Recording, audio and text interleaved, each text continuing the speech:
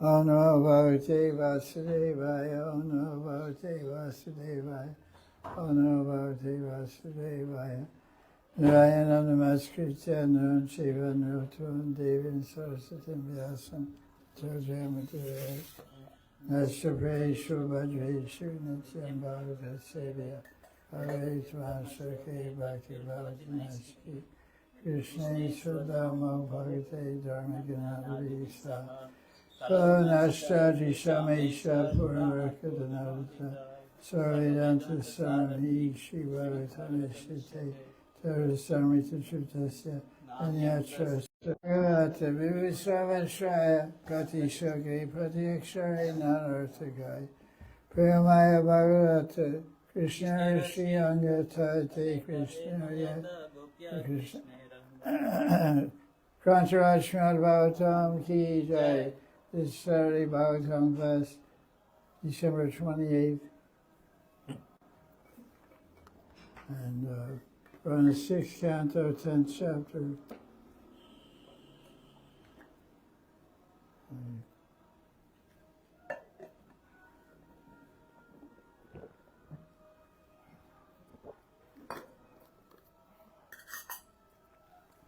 Let's see what it says there.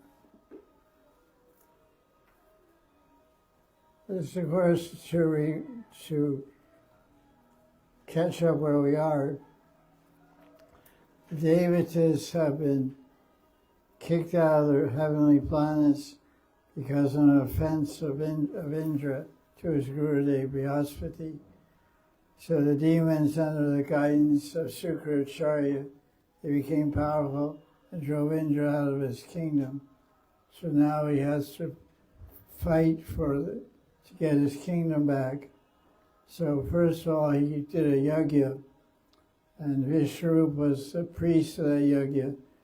But he felt that, Indra thought that Vishwarup, because he was a son of a demon, Twasta, Indra thought that Vishwarup was giving some of the yajna fall, some portion of the yajna results to Asuras, so he killed the Vishwarup. And then he had to, what happened after that? After he killed Vishwarup, what happened to Indra?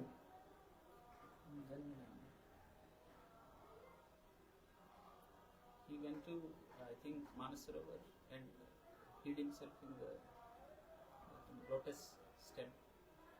And somehow, because it says in the Bhagavatam, in the 10th Canto story of Krishna of Kamsa, killing Kamsa, it says the one who offended, because it talked about the offenses of Kamsa to Vasudeva and Devaki, etc. It says one who offends a devotee, he shortens his lifespan. So shortening your lifespan means you get diseased and die very quickly. Because where you got short lifespan, you instantly become old and get disease. Because there's Janma Mritu Jara Vyadi. So Jara and Vyadi go together. So when Indra killed Vishwarup, he got reaction for his sin, which he passed on to, women and all this stuff. And then somehow, I don't know what the situation is, that Jara, old age personified, was also full of disease. She had some, leprosy, some type of leprosy disease she had. So she was following him because he made an offense to a Brahmin. He killed a Brahmin, so that's an offense in Vedic Dharma. So old age and disease pursued him, personified as an old woman. You can see a painting. Maybe you can find it painting. You can see it there. Pretty good-looking girl. It's there in that list of paintings. Show it to the television. Yeah, show it there.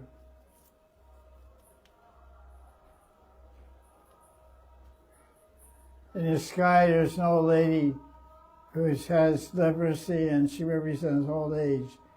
So this is it's a metaphor, because what happens when you make offense to a devotee, then your lifespan diminishes. So lifespan diminishes means you get instantly old age, or become old and die. And the way you die is by getting disease. So Indra, he saw old age and disease were going after him, personified. So that's what the painting illustrates in the 8th Canto of BBT Publishing. So her name was Jara, and Jara means old age. Jara memory to Jara Vyadi. So she was Jara and Vyadi personified. So when she came, the Indra went to Mansarovar, which is, I don't know, somewhere in the heavenly planet somewhere. And he hid himself. I mean, the original Mansarovar is somewhere in Swarga or somewhere. Kailash and Vaikuntha or what? Shiva Kailash. Yeah, but it's not the Mansarovar of Tibet. There's a Mansarovar in Tibet near Mount Kailash. That's not where he went. There's another Mansarovar in the higher realms.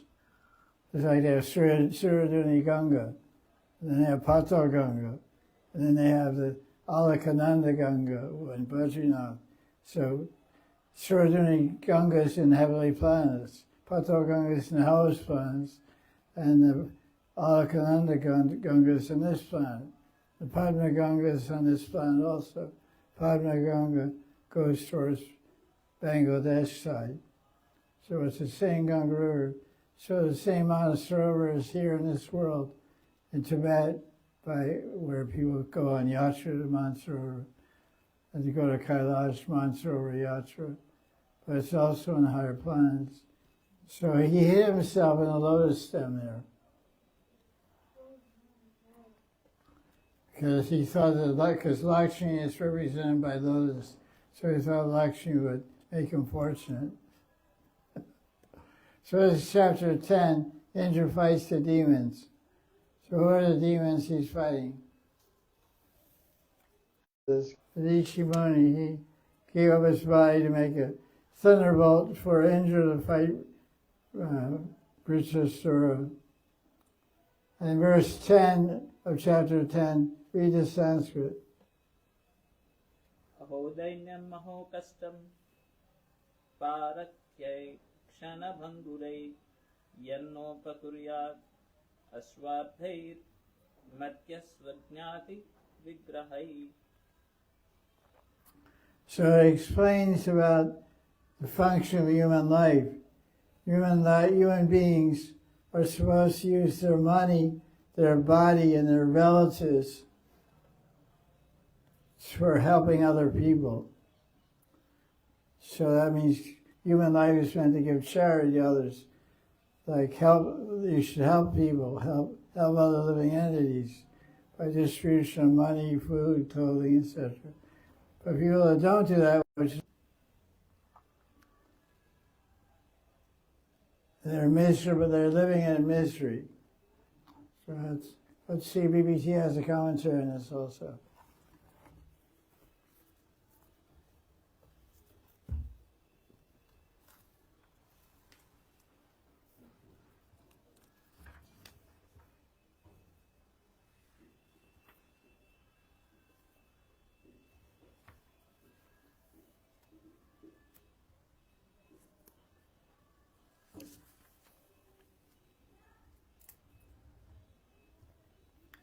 So who is speaking this verse 10?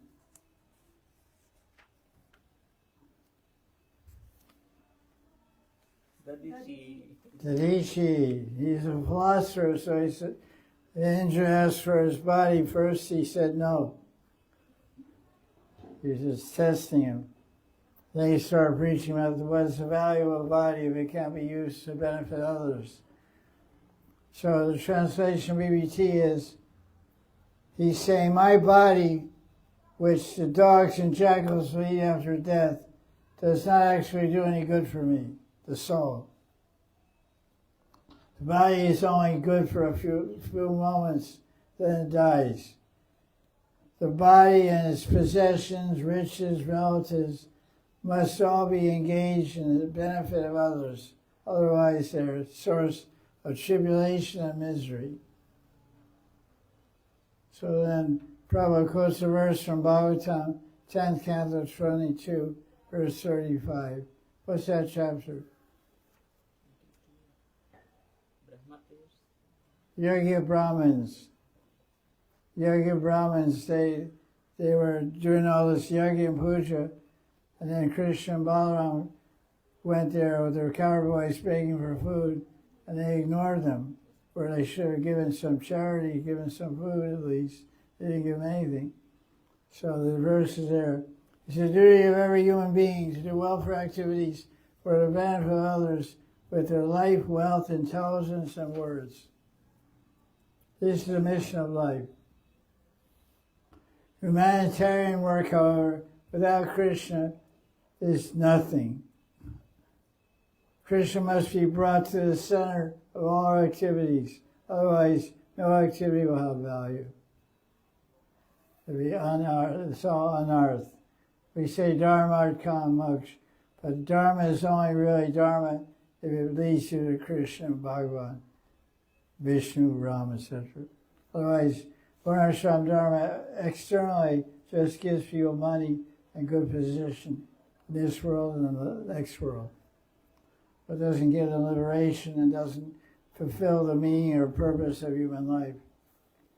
So let's go on.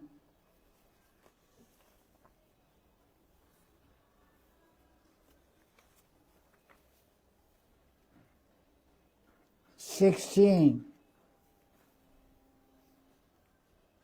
So when did this Leela happen of Indra fighting Vishnu? When did it happen? Treta Yuga. In the first Yuga cycle of Vaivasvata Manu. Yeah, To be specific. that's pretty exact. That's nice. Beginning of Treta Yuga. So how many years ago was that? So, first Yuga cycle is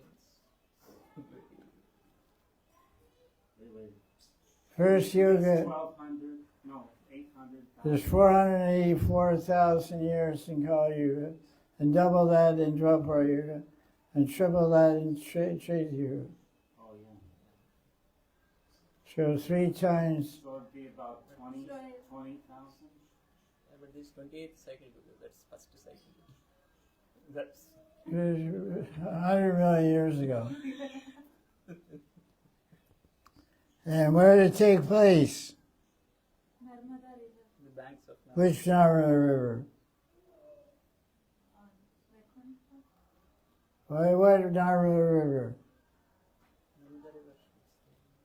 Where is Narmada River? Omkareshwar, that's in west side. West side of what? West side of India. West India. West side of India. Omkareshwar is there. Okay. But it's not the Narmada River in this world. That's what we find out by reading BBT Bhagavatam. We get some extra illumination. You have it? You have BBT? Oh, 50% of life is wasted.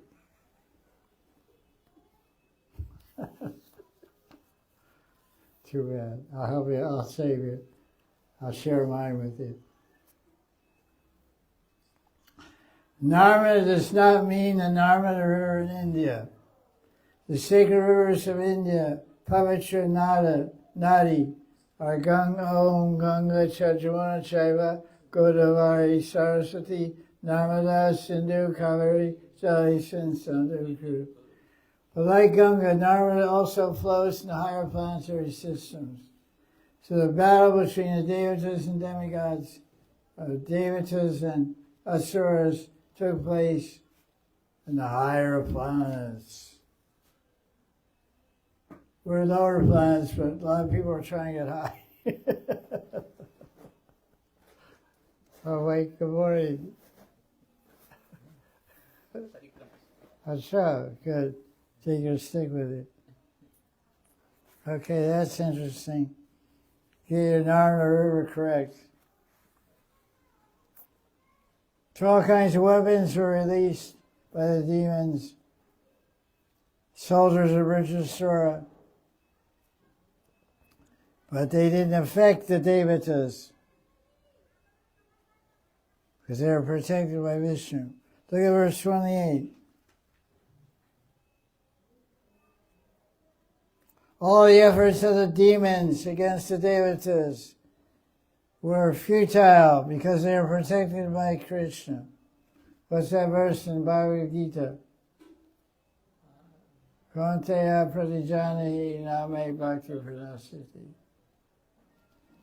Raki Krishna Mari Ke Mari Krishna Raki Ke. If Krishna wants to save you, no one can kill you. If Krishna wants to kill you, chant Haribol. Quickly.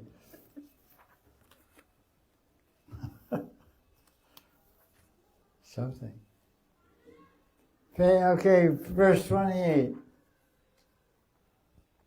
Same one. When insignificant persons use rough words to cast false angry accusations against saintly persons, their words do not disturb great personalities. All the efforts of the asuras against the devatas were futile because they were protected by Krishna. There's an interesting commentary by Prabhupada.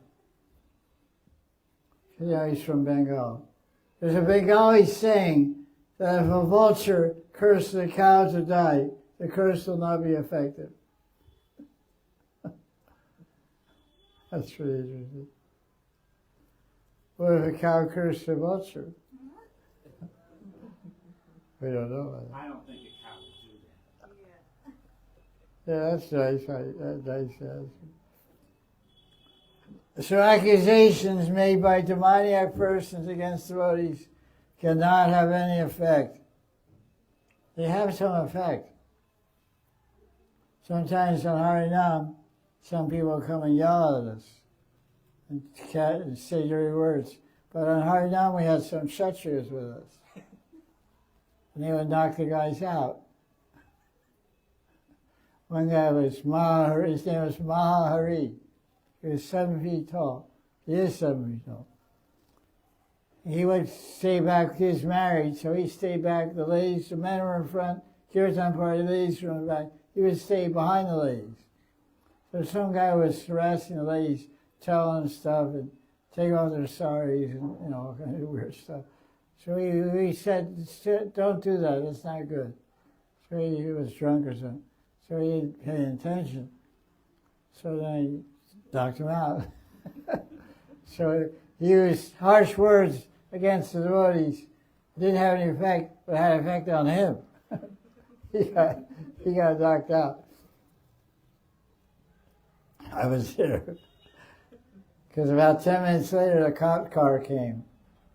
And came up, he was next to Mahari, was walking next to me during that time right now.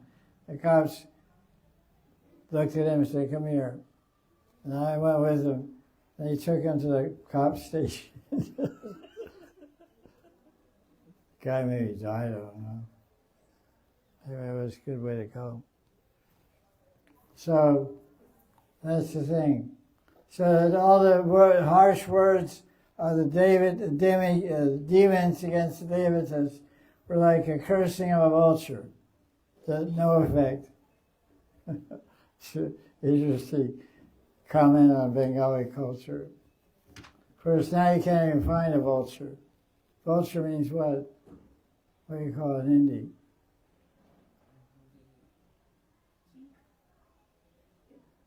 There's some in Mumbai still, yes?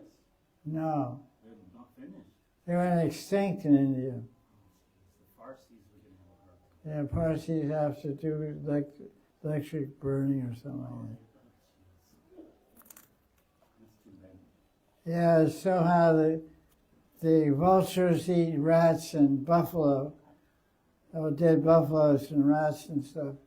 And people are using so many chemicals for shots and vaccinations and stuff for buffalo to keep them healthy, that they poison the vultures when they eat the meat, because the concentration of meat doesn't affect the buffalo.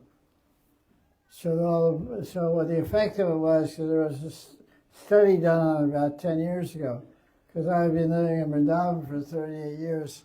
There used to be vultures here at the cremation ground eating up dead bodies and on the banks of the Yamuna, etc. And they did a study and found out that the vulture, they lay eggs, but the eggs didn't get hard. They would come out like jello, like soft. And so the baby couldn't hatch out, couldn't develop. So the whole species got wiped out. The camera is falling off or what? Looks like it's on an angle. What? Is it straight? It looks crooked. Your image is in the center. Oh. Okay, I guess I got a crooked image. You're a little lower than the camera. So that's fine. Okay, let's go. Verse 16, what? Verse 6, what verse is that? I lost my space. 28. 20, okay. Chapter 10, 28. Yeah, okay, thank you. Okay, that's how this chapter ends. Vrijasura was yelling at all the demons to run away from the battlefield. You see, you guys are all chicken. Come back here. So it just became a showdown between Vrijasura and Indra. Chapter 11.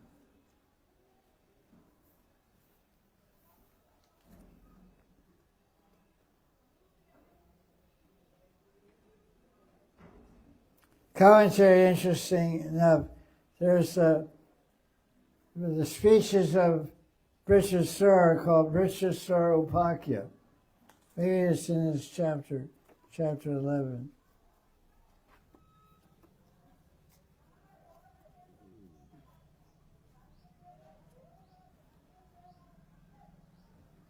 Or maybe 12. Not sure. Vrijasura Upakya means the speech of Vrijasura. So many Gaudiya Vaishnava Acharyas, they give classes on the prayers of Vrijasura. Although externally it appears like it's an asura, he's actually indicating some degree of prema there. So this also indicated, you have a fan, a lot of mosquitoes running. Just the one above you. The rest of us are cold. The first verse, Vishnu's commentary in chapter 11, says that the prayers, the upakya, the prayers of Vrijasura indicate his bravery and also his prema. So that's pretty unusual. Demon has prema.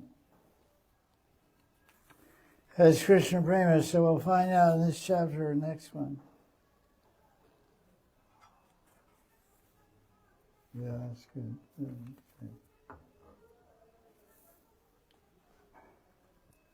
So his prayers of Vrijasura, called Vrijasura Upakya, are in 6th Canto, chapter 11, verse 14 through whatever. 14 till the end of the chapter.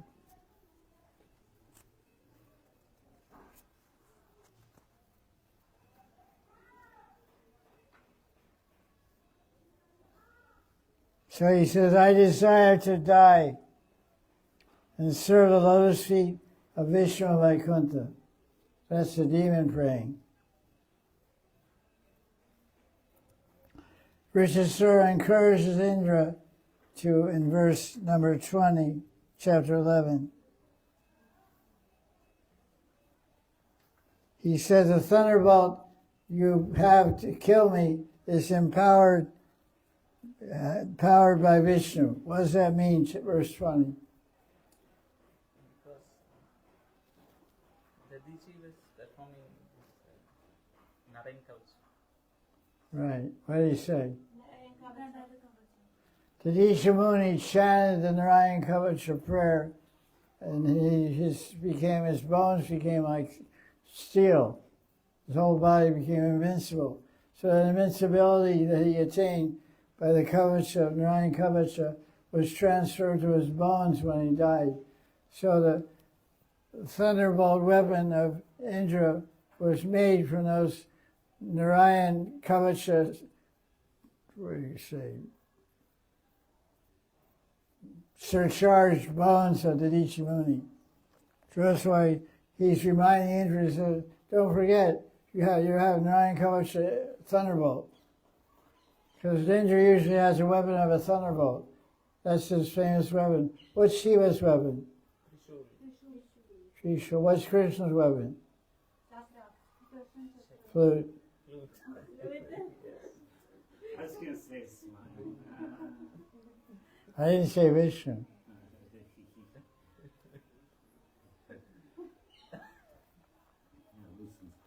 Krishna's only thing is his flute. He conquers Cupid. He's the most powerful enemy in the whole world. Don't confirmed. 3 times. Don't. Any other enemies you can defeat, and you may defeat the enemy, and you may win or lose. But Cupid defeats everyone. Everyone's defeated by Cupid. So Krishna plays his flute and defeats Cupid. So he's the greatest Ajita Krishna. Ajit Krishna. So he's saying here, Vritrasura encourages Indra. So in the commentary of Vishnu, no, even the verse itself, said when Vishnu favors a person, the person will have victory, wealth, and good qualities. So this is the preaching of Vritrasura. So it definitely indicates his bhakti and prema for Vishnu. So what's the verse that sounds like this verse for Gita?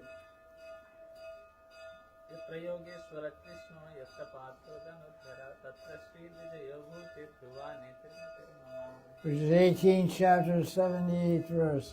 Who spoke that verse? Sanjaya. Who is he speaking it to? Dhritarashtra. Why? Because he wants to confirm that Pandavas are going to win.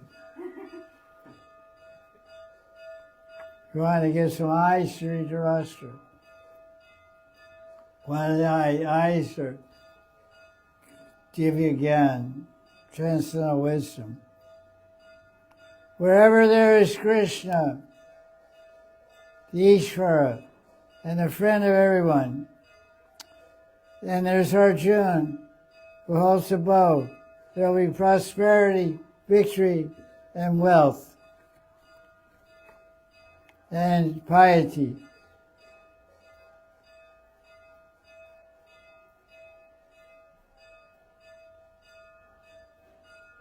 So it says, Chatra Shir Vijay Bhutir Dhruva Nitir Matir Mama. So Baladev Vidyabhushan explains the meaning of each of these words. Shri means there'll be the wealth of Lakshmi, the wealth of kings, Shri. There'll be victory, Vijay, great superiority. Because when you defeat the enemy, you get all the booty. Booty means the wealth of the enemy. All the spoils of war, they say. That's called bhuti, B-H-U-T-I. Shir Vijaya Bhutir, Dhruva Nitir Matir. Dhruva means permanent, fixed. That wealth is permanent. The Niti, what does Niti mean? Niti, N-I-T-I-H. What does Niti Shastra mean? Niti means behavior, conduct, morality. So it says, Dhruva Nitir. Dhruva Nitir means wherever is Krishna and his devotee, there will be justice. Niti means justice. Because what was the injustice that Indra was fighting?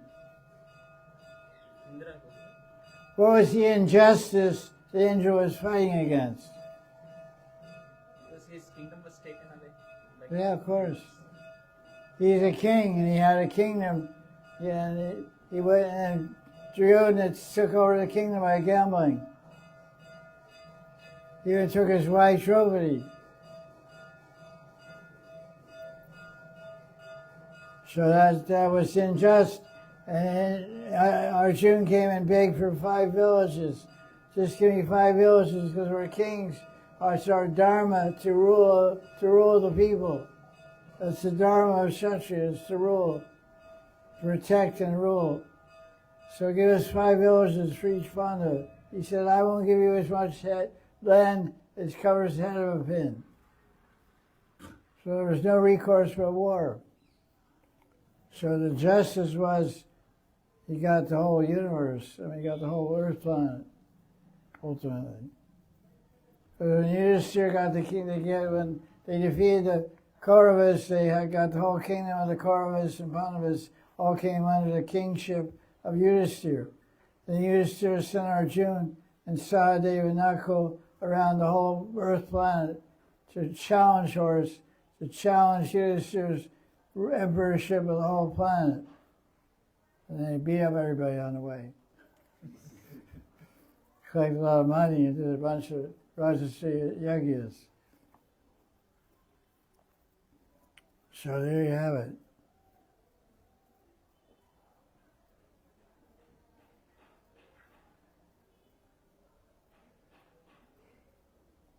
Okay, that's cool. Let's see. So Vishwasura is a good preacher.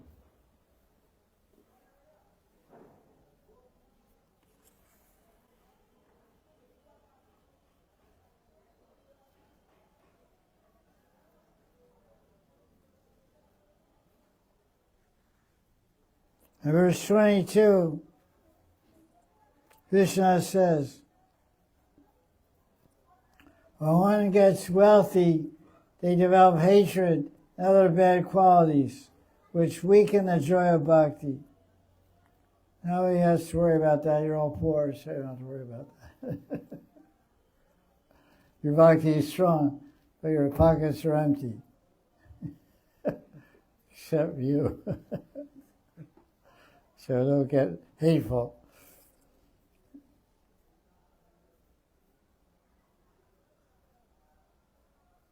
Okay, now we see verse 24.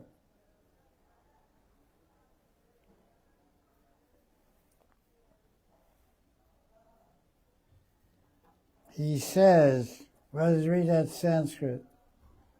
Aham hare tava padaika mula dasanudaso bhavitasmi bhuya manasmare ta sukatir gunamste granita va karma karotu kaya. Yeah. Sri is praying to Vishnu.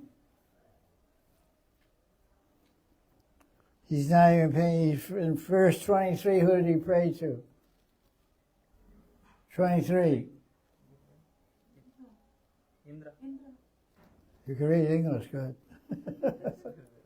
I'm glad to hear that. Who did he pray to in 24? No. What does the Sanskrit say? Hari.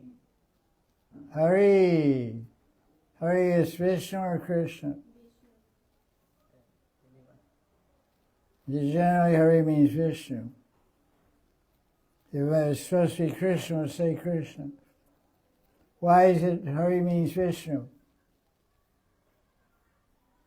Because the context, how you know anything when you reach us, who's speaking the verse? Versus Surah. Who's the devotee of? Vishnu. Sankarshan, Vishnu. He's saying, I will become the servant of the servant, whose only shelter is the lotus feet. Dasan, dasan, dasan. What does that sound like? It sounds like Gopi Bab. Lord Chaitanya prayed. What? Gopi Bhartu Padakamaya Das Dasa Dasa. So, Richasura the prayers of Richasura are full of the same quality of bhakti as hinted at by Chaitanya Mahaprabhu. He's saying, Dasa Das, servant of your devotees. May my mind always remember the Lord life after life. That's also Shikshastakam. That's Shikshastakam. Najanam, Najanam. So what's he saying? Janmani, Janmani. I want to have life after life. I want to. So what's he saying?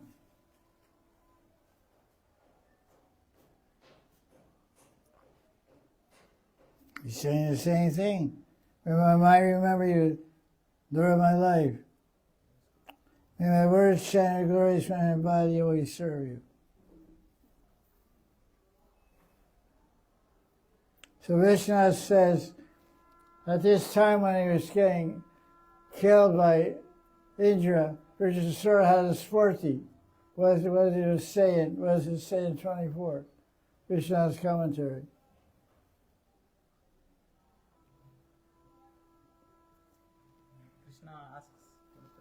Krishna, he saw Krishna. Let me read more clearly. Seeing the Lord through his meditation means sporti. He's speaking to him. It seems real, but it's not. It's called sporti because it's been meditation. It's in subconscious mind, but it seems so real. You start talking to the vision you're having. That's called sporti.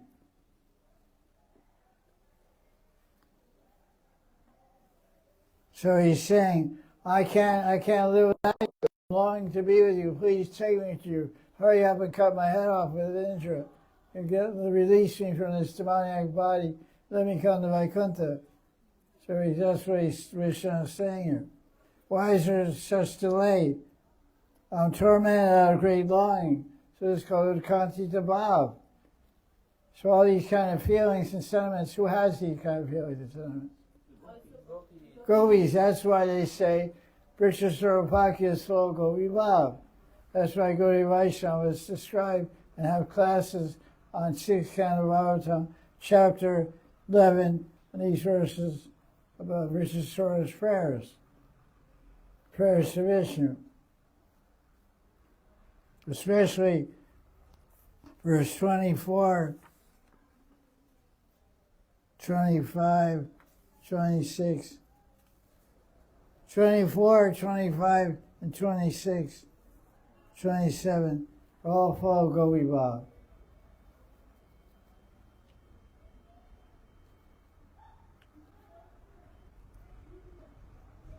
So what does Vishnu say? Because he has no idea that Vishnu is seeing that when Vrishasura has his sporti, he's speaking in sporti to Vishnu, and Vishnu is replying to him. So it's very real. You're seeing somebody, like you have a dream, you see someone in your dream, you talk to them, they talk to you back. So he's saying, okay, you want to see me very soon you'll see me. I'll bring you to my side. Please ask for a boon. He said, I don't want any boon, I just want to remember you life after life. May I always sing your qualities. May my body massage your feet, fan you, and give you betel nut. Who does that? Who does all these things? Gopis. So from the commentary of Vishnu, you can easily see that Gopi Bhav is really described here. I want to remember you, the Lord of my life. What does that sound like?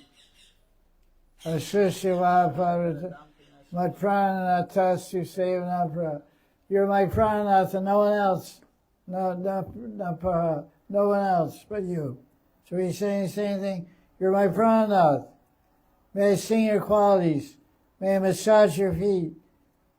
May I give you betel nut. Just a prayer of my mind, voice, and body. And verse 25 talks about viraha. Look at it. Read the Sanskrit.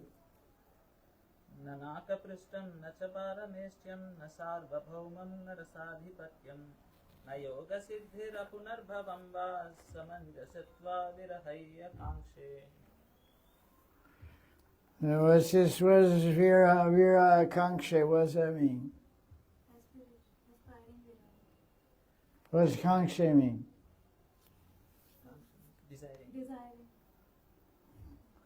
You're echoing, or is how the answer?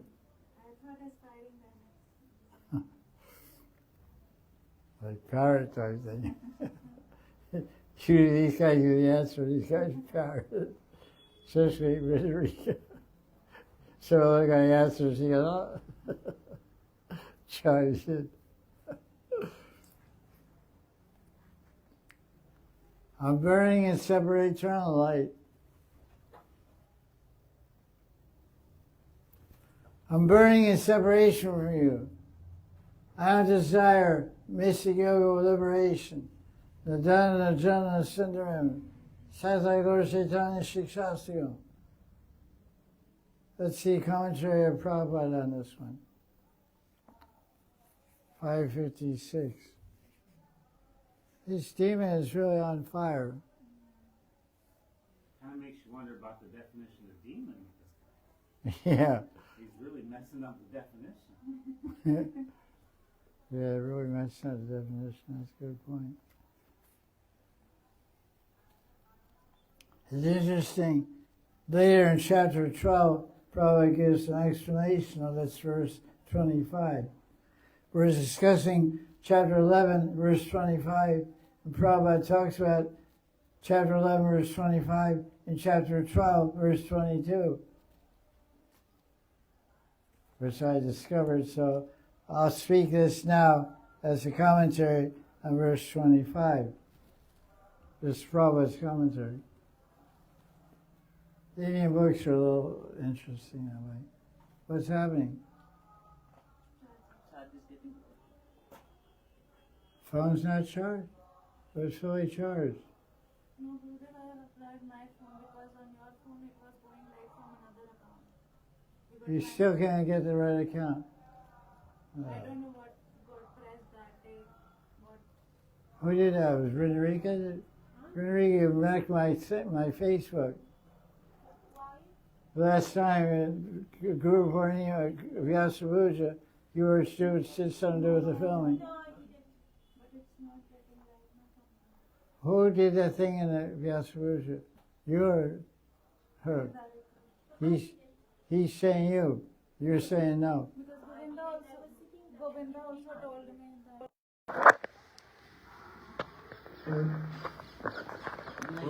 This will work, right? She remembers. Yes. Wait, somehow it's messed up.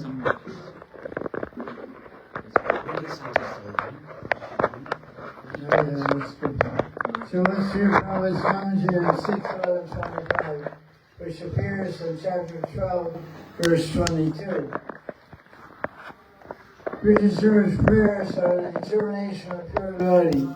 So Prabhupada's going to Richard Sura, who generally thought of as an Asura, enemy of Indra. He's calling him. 1 second.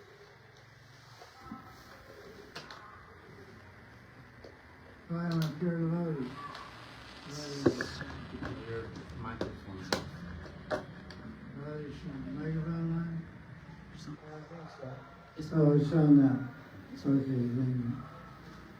So he said this determination, because what he's saying in verse 25, what does he say? Read it. What does Richard Sora say? Let me abandon the deep. He says, I don't want Brahmaloka, Swargaloka. What does he say? Verse 25. He doesn't want Swarga, he doesn't want I did not say Dhruvaloka. Swarga. What else? He doesn't want liberation. He doesn't want any elevation, he doesn't want any liberation. He just wants to go back home, back to God, as Prabhupada said. I don't know what he said that, but that's what Prabhupada said. This is the determination of pure devotee. The pure devotee is never attracted to anything in the material world. He only wants to associate with Krishna, like the rich Vasis. Srimati Radharani, the gopis, Krishna, Nanda Maharaj, and Yashoda. Krishna wants to associate, Krishna wants to associate with Krishna's atmosphere, Vrindavan's beauty. These are the highest aspirations of the devotee of Krishna. The devotee of Krishna never aspires even for Vaikuntha. He wants to go to Golok Vrindavan and associate with Krishna in his eternal pastime. Any material happiness is like water in a ditch. It's that much? Nali Kapani. Whereas spiritual happiness is eternally enjoyed, is an ocean of nectar, which the pure devotee likes to swim. It's a very nice Rasic commentary, Prabhupada.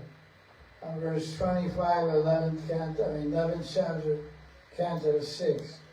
But it appears in chapter 12, verse 22. So we have a nice commentary by Prabhupada.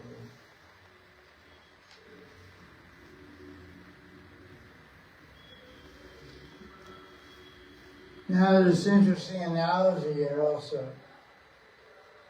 Verse 26, there's a baby bird and its mother, a calf and its mother cow, and what's the other one? Husband and wife separated. Each one is describing different degrees of love. He's saying, oh, lotus side, now all his prayers, he's not paying much attention to Indra.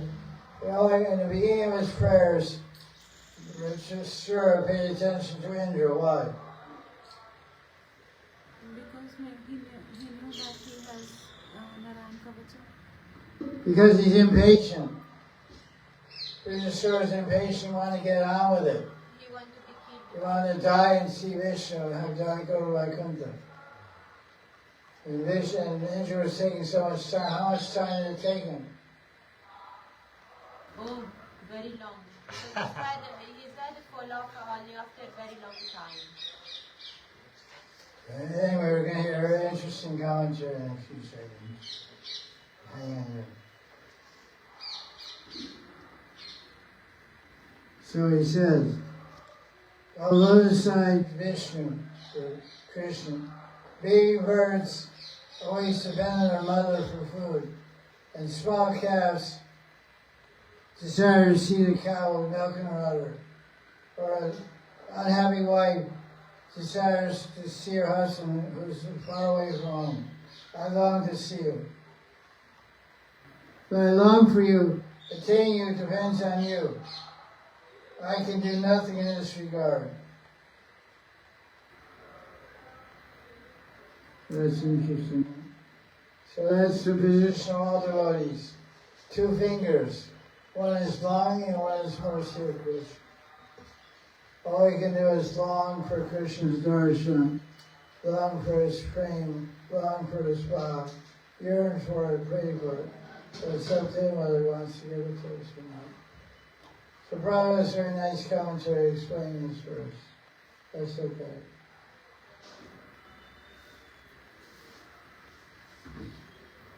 Oh. No, excuse me, Jiva Goswami. Prabhupada's commentary on chapter 11, verse 26. The pure devotee always wants to associate personally with Krishna and serve him. So Jiva Goswami gives a commentary on verse 26. There's a progression in 3 analogies. What are the 3 analogies? Baby bird looking for mother bird. Cock Lunch. Cock looking for cock. Cock drinking milk from mother of the cock. And Wife looking for husband. so all 3 are examples of what?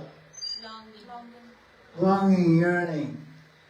So some of them are mixed with, some are more not so pure yearning. First, Jiva Goswami explains, commentary on verse 26. There's a progression of the 3 types of longing. baby bird.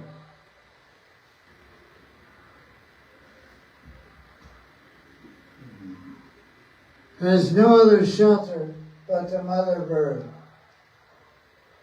because it doesn't have any wings, so it can't fly and go with the mother. It's completely helpless, incapable, dependent. Therefore, only the mother can be merciful to it. Others can't. Can you know my room, my bed, and my house? Others can possibly feel as much love and compassion as the mother bird. In the same way, Brihadasura is completely incapable and dependent and feels pure love for Vishnu. Lord has extra compassion on Brihadasura is suggested here. Brihadasura is eager and anxious to see the Lord, as a baby bird is always anxious to see its mom, its mother. It's too cold in here.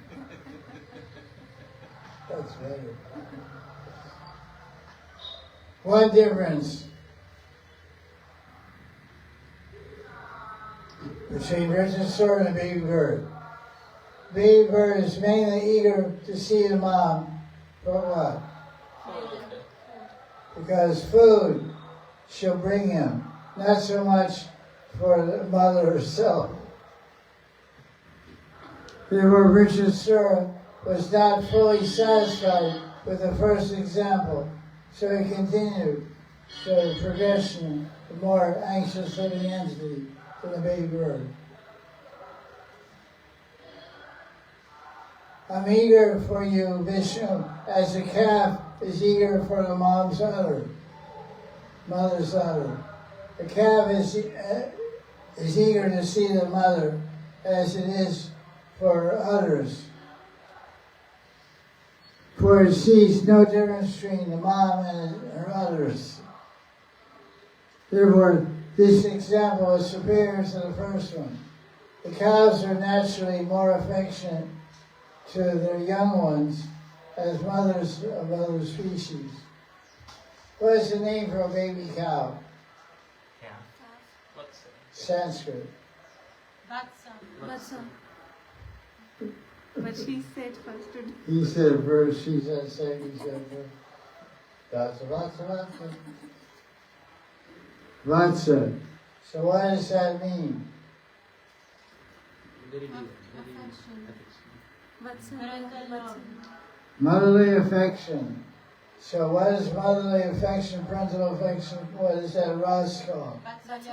Vatsalya ras, Vatsalya rati. And Krishna is known as Bhakta Vatsal. He's like a mother cow for everybody. Priya, Yushitam, Vishana. So here he's talking about Priyatam and Priyaji. So here Brihadasura is reminding us of Priyaji Radharani and Priyatam Sham. So that's why the acharyas go crazy when they give class on Brihadasura Bhakya, say that we have Gopal here. Priyam Priyava Vyushitam Vishana. Priyaji is morose and anxious for separation when Priyatam goes to Mathura and Dwarka. So, Jiva Goswami goes on to explain. Brihadasura is saying, oh Bhagavan, I desire to see you, my Lord. Just as a sad wife desires to see her husband who has gone abroad to a foreign country. It is clear this relationship is the most intense one in love.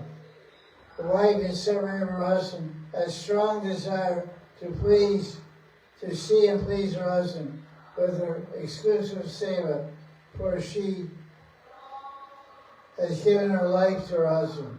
Similarly, Brihadasura has no other desire in his mind but to see and serve his Lord. So that's why this verse is so beautiful. This is full Goviva. 6 Canto Bhagavatam, chapter 11, verse 26. Commentaries of Vishwanath and Jiva Goswami. Let's see what Prabhupada's commentary. It's basic, just basically said what the verse says. What does Vishwanath say?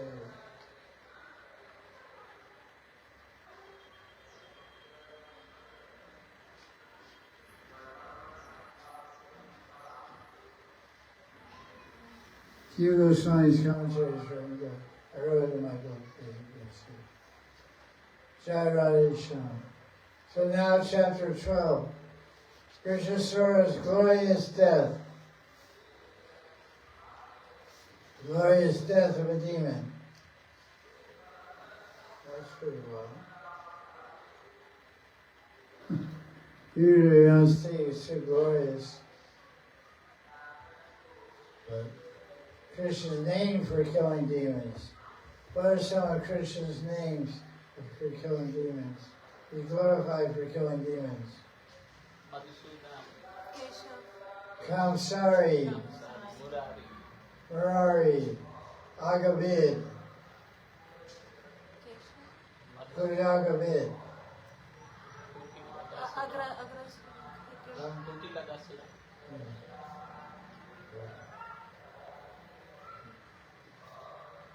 Okay, chapter 12. Priti Sandarbha, verse number 72, Jiva Goswami explains. The spiritual. Verse number 72. I'm saying Priti Sandarbha. Sorry, It's time to wake up now. 5 o'clock. Priti Sandarbha 72. Jiva Goswami says, the spiritual characteristics of Bhagavatam is what makes the Srimad Bhagavatam spiritual is that it contains stories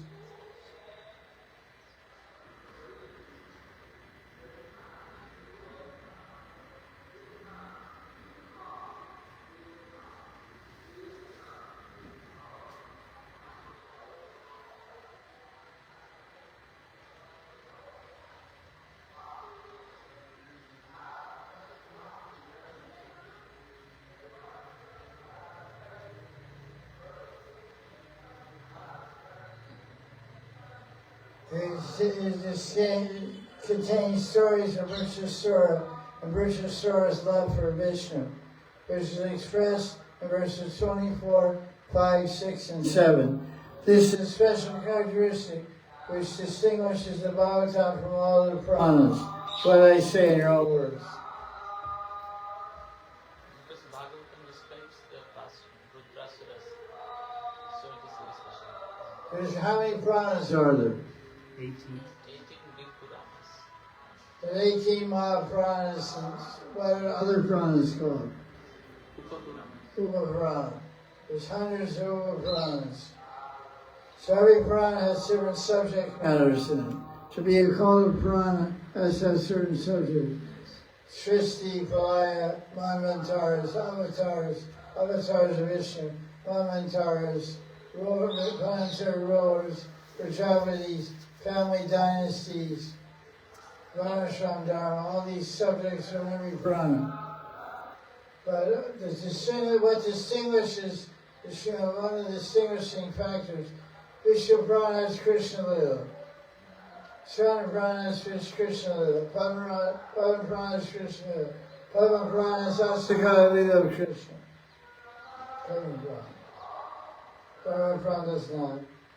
Vishnu Purana does not. But Padma Purana describes Astakala Lila. So Bhagavatam has a special distinguishing quality. What is it? Rudrasura, story of I just said Krishna Lila and Vrindavan is in all Puranas. No, the story is not the Bible. Story of Vitsasya. That's what I read, but I'm not listening. What distinguishes the Bhagavatam from all the Puranas is the story of Vrishasura. It's an amazing story. The big demon was actually a devotee of Krishna. It was displaying the sentiments in Bhagavas very much similar and parallel to the Gopis of Vrindavan. So therefore, Vrishasura Pakya, which is 6th Canto of Bhagavatam, chapter 11, verses 24 through 27, are often given extensive commentaries by Rasika acharyas like Jiva Goswami Vishnu, etc., and also modern contemporary acharyas and gurus give classes in 1-week discussions on these prayers. So now let's go to chapter 12.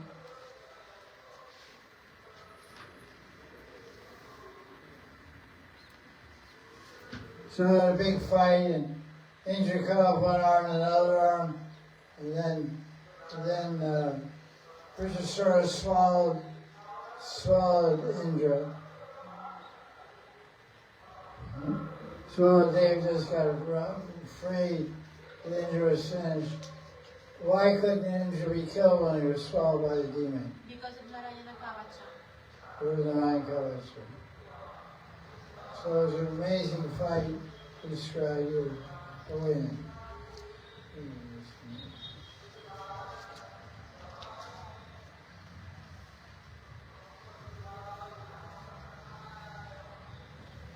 Chapter 12.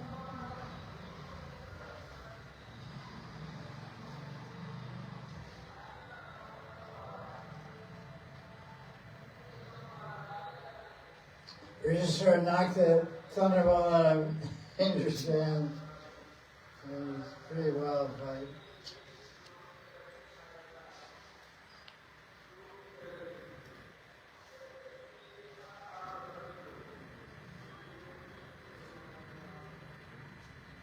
Oh, 547. There's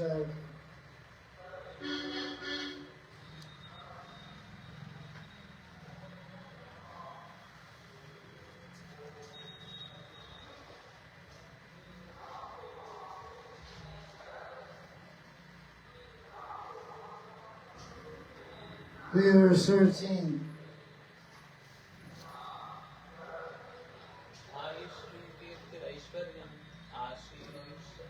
आशीष पुरुषस्यया लभन्त्येव हि तत्काले यथा निक्षोर्विपर्यया.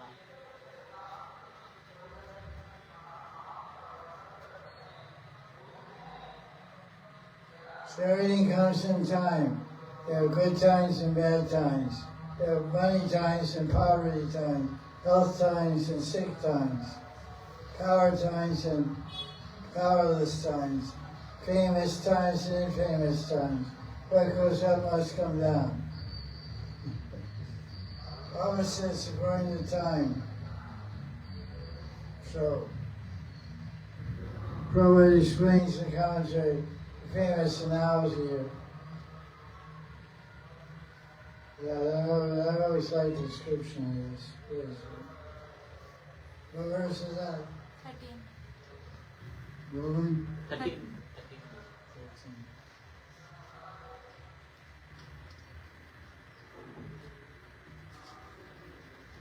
Okay. By the mercy of Krishna, one gains or loses things material. No one is independent. Everyone is dependent on the mercy of Krishna. There's a common saying in Bengal, Krishna is controlling everything. How many directions are there? 10. How many directions are there? 10. 10, I think. Maybe. How you My said? guess. You're northeast, southeast. You're too smart sometimes. It's amazing. Your brain survives the right. Right side. Tell me that. That's nothing right. So 8 directions or more. So they said 10. Why 10? Up and down. Zenith and nadir. Well, that's getting real fancy now. Guy's really fun guy. Which is which? Zenith is up, nadir is down. Nadir means Hades. Nadir is Hades. Neither region, nadir. Over Nietzsche. Overall, Nietzsche. So Bengal phrase is, there's 10 directions of Vishnu, it's 10-arm form. He wants to give you something with 10 arms. What can you do? You can give me more you can hold. How many arms you got to hold? 2 arms. He wants to take away something from you. You can't hold on to anything you have. Because you have 2 arms to hold, he has 10 arms to take. So I love that. He wants to take everything away from us with his 10 hands. We can't protect with our 2 hands. The conclusion is, even though we don't want to be separated from our possessions, sometimes Krishna forcibly takes them away from us. Sometimes He gives us so much blessings, we can't receive them all. Everything happens, blessings or losing or gaining is all the sweet will of Krishna. So, Bhagavan ki jai. Okay. Look at verse 15, read that verse now. Samridhastamaiti prakrute atmano guna tatra sakshinam atmanam yoge dasana dadyate.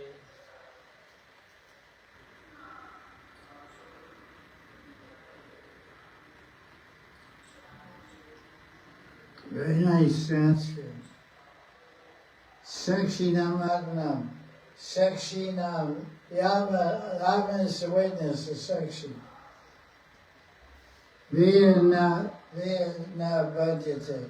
If you know this, then you're not, Bhadyate means bound, sambandha. Vina Bhadyate. If you know this, that Krishna, that the Atman is the witness of everything going on, you won't be bound by the body, or take another body, or bound by birth and death. That's what he's saying. Prabhupada's commentary. This is a qualification for one to get liberated. But one always remains Krishna conscious and is not disturbed by actions and reactions of Maya. The liberated person is always happy, never laments or aspires for anything. The liberated soul purely accepts everything as mercy of Krishna, remains steady in all circumstances. So what does that mean, steady in all circumstances? Right? He maintains his bhajan, doesn't matter. The devotee does their service no matter what.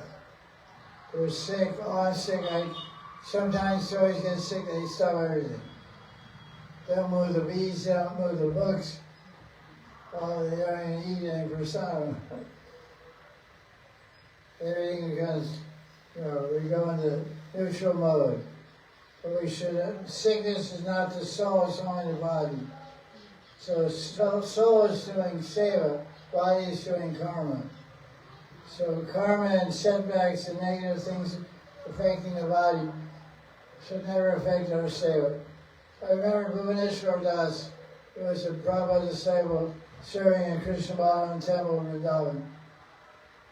He was cooking Thakurji's offerings for 25, 35 years or so. He broke his arm. He broke his right arm one time. But he kept doing his offerings. He had a sling, he was cast or whatever.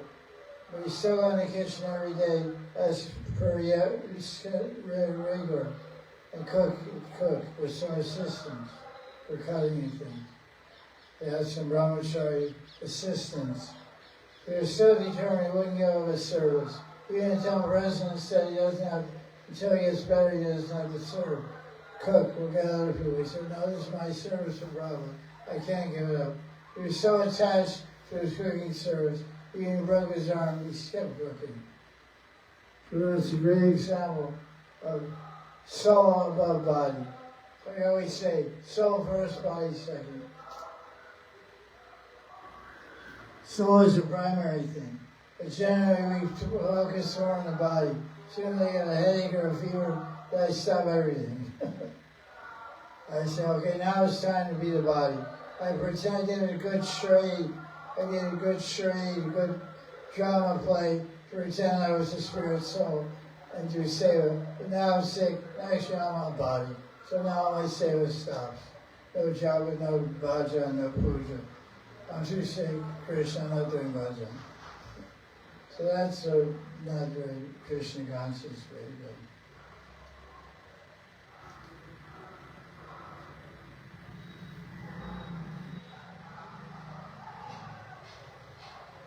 So Indra and Rishis are having dialogue now.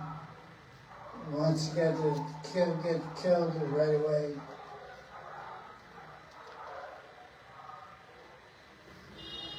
And Indra realizes the exalted consciousness of Rishasura, and he says, you cross beyond Maya.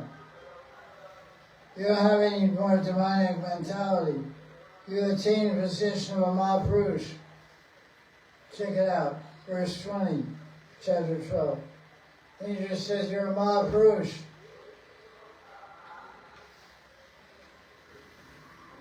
Read the Sanskrit.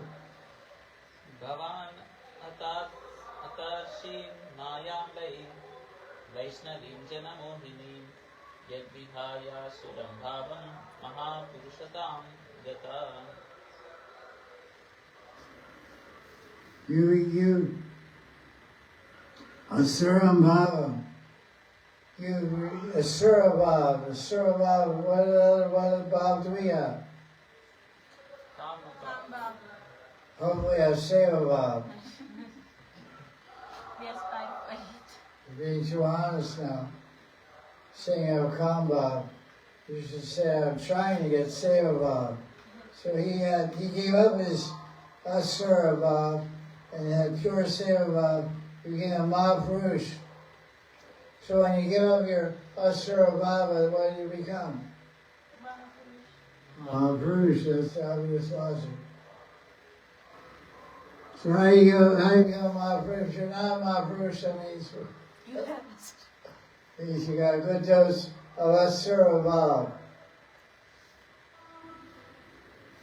Vasudeva Bhagavati Savatmani Sattvatmani Tridamati. Indra's amazed. He said, Mahashcharya. Mahashcharya. This is very astonishing. Externally you're a demon, but you're a pure devotee, much more advanced in spiritual life than I am. Your mind is firmly fixed on Krishna.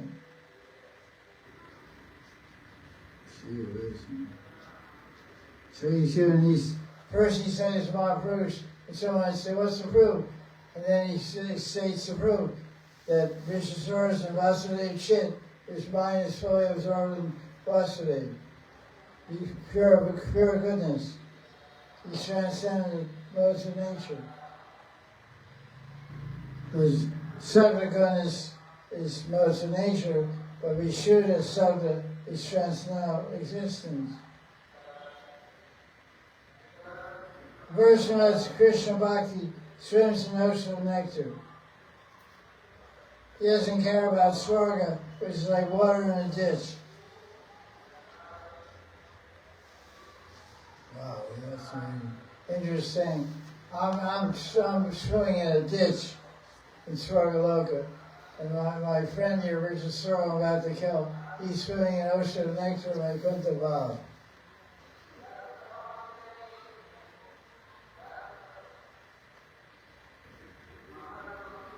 So Sridhar says, talks about Vijayasura. Let's see what happened here.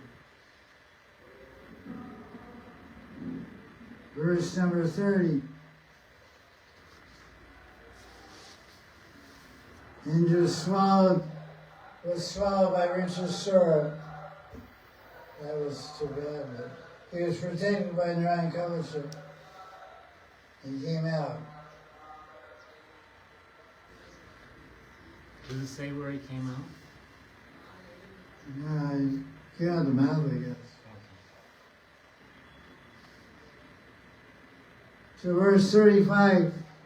What is the end result of Vijayasura? What do you think? Vaikuntha. You got Atma Jyoti, verse 35. You manifest your spiritual body. Te Vaikuntha. Sagrasham.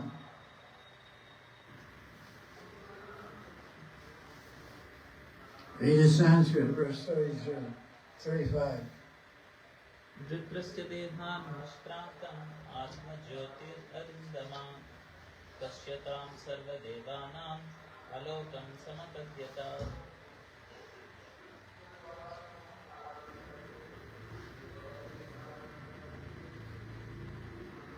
There's a very interesting word here. It says alokam. Vajran Saradevanam. Pashyatam. Let's look at the Sanskrit. Pashyatam. All the Saradevas were watching. And it's alokam, filled with Brahmanic effulgence. So, the word, this is a very important point you should pay attention to. There's a lot of confusion on this tattva. Chandra Loka is where? It's the moon. It's a planet. It's a sphere. It's a body of vapor or jewels or earth or whatever. It's called a planet. What is Earth called? Bhuloka. So, why is Sukadeva Goswami describing the friction? He went to Aloka. What does the word Aloka mean? It means Vaikuntha. He went to Vaikuntha because it's Aloka, means it's not a planet. In the state of consciousness. It's a state of consciousness. That's why it says in the translation, he went to this Alokam, which is filled with Brahmanic effulgence. It's light of consciousness. So, because most people think that going back home, back to Godhead, they call it Goloka Vrindavan, but it should be called Goloka Aloka. Go Aloka Vrindavan. It's not Aloka. So people are very confused. They think you get in a rocket ship and then you descend and you land on Goloka. Door opens up, you walk down the stairs, and you get in your citadel and start eating fruits and chasing cows and stuff. You get a citadel, a spiritual body. But this is an important point, this verse. So, what does it say in the commentary?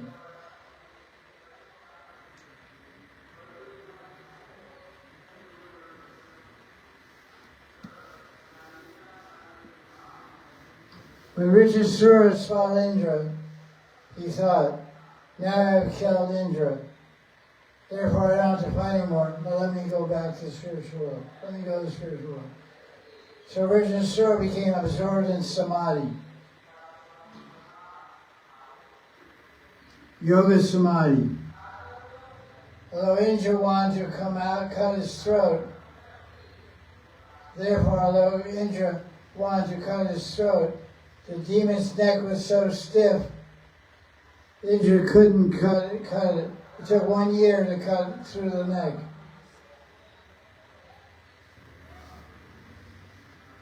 Actually, Brijasura entered Samadhi. As soon as he swallowed, listen, it's a very important point. As soon as Brijasura swallowed Indra, he thought, okay, Indra's finished now. And he entered Samadhi and left it, and Brijasura left his body.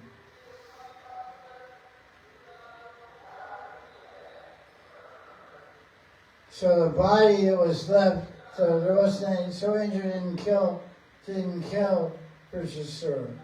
He went into Samadhi and left his body in Samadhi, like Ranabari Baba or whatever. It's called Yoga Samadhi. He just left his body his own will. So when the body was already dead, when Indra came out of the body was already dead, and Brijasura wasn't in there anymore. And then Indra came out, and then he cut his neck. It took him 1 year to get through because his body became rigor mortis. Rigor mortis, when a body dies, it gets very stiff like wood. So his body was, so Indra was thinking, I'm killing him by cutting his head off. But the joke was on Indra, because Brijasura was already in Vaikuntha. That's why he says in the commentary, Prabhupada's commentary is very illuminating here. It was just the body was cut. Brijasura himself was not killed. In his original consciousness, Brijasura went to the spiritual world, become an associate of Sankarshan. Aloka means you attain the transcendental world, Vaikuntha Loka. Vaikuntha Aloka. Vaikuntha Aloka, not Vaikuntha Loka. We say Chandra Loka, Vaikuntha Loka, Aloka. Sankarshan eternally resides. So why couldn't Indra kill Brijasura?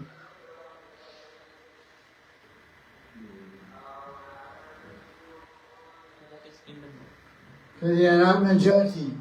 He had a spiritual body, and spiritual body can't be killed. What does it say in the second chapter of Gita?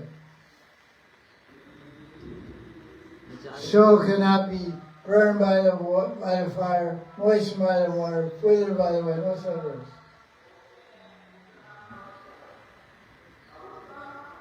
Stumped you. He's describing the soul. Anyone ever read Bhagavad Gita? Yes. Yeah.